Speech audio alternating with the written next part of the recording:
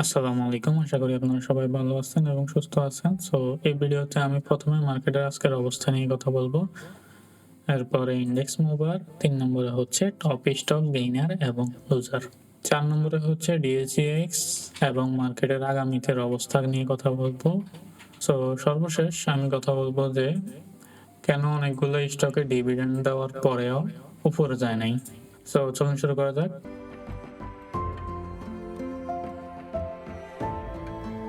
Market আজকে ৫,০৯২.৪ এ আছে, যেটা আপনার ৮.২৭ পজিটিভ মুভমেন্ট দিয়েছে।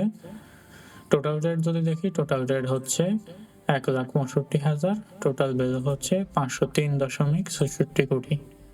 আর এখানে 1 মিনিট চার্টটা আপনারা দেখতে পাচ্ছেন। এইটা আসলে আপনার খুব বেশি ভালো বলা যাচ্ছে না। এটা যদি আর একটু উপরে উঠতো বা উপরে ক্লোজিং দিলে, এখানে মিডলে কোথাও একটা ক্লোজিং দিলে ভালো হইতো।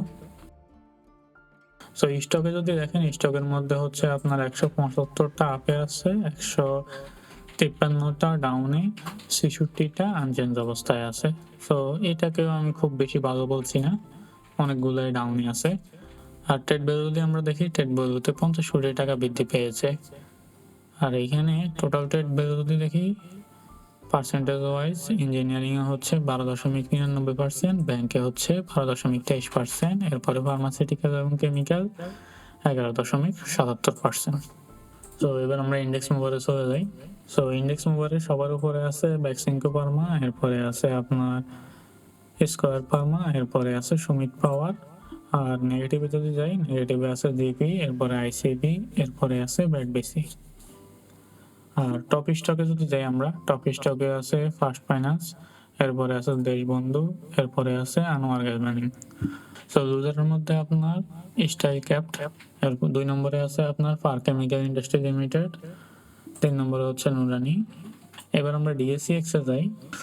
ডিএসইএক্স এ ক্যান্ডেলটা কিন্তু ভালো বলা যাচ্ছে না, কারণ হচ্ছে উপরে আপনার শ্যাডো যেটা দেখতে পাচ্ছেন, এটা কিন্তু অনেক বড়, আর নিচে কোনো শ্যাডো নাই। যদি আপনার নিচে একটু শ্যাডো থাকতো উপরে ততটুকু, তাহলে কিন্তু আপনার ক্যান্ডেলটা খুবই ভালো ছিল। আর ভলিউম আগে থেকে বৃদ্ধি পেয়েছে। যেটা ভালো হয়েছে এটা হচ্ছে আপনার হিস্টোগ্রাম কিন্তু আপনার একদমই ছোট হয়ে গেছে। যে কোনো মুহূর্তেই পজিটিভ হতে পারে। এখন পরবর্তী কথা যদি বলি, আপনার ক্যান্ডেল ভালো না হলেও আপনার হিস্টোগ্রাম কিন্তু খুবই ভালো দেখাচ্ছে। আমরা পজিটিভ একটা কিছু আশা করতে পারি। আর এখন সর্বশেষ যেটা আছে, বলবো যে কেন আপনার অনেকগুলো ভালো ডিভিডেন্ড দেওয়ার পরেও উপরে যায় নাই।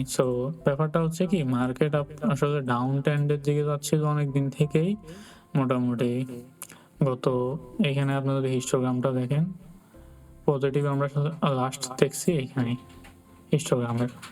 আপনি বুঝতেই পারছেন অনেক বড় একটা ডাউন দিছে। এই ডাউনের মধ্যে আপনার অনেকগুলো ভালো শেয়ার কট অফ হয়ে গেছে।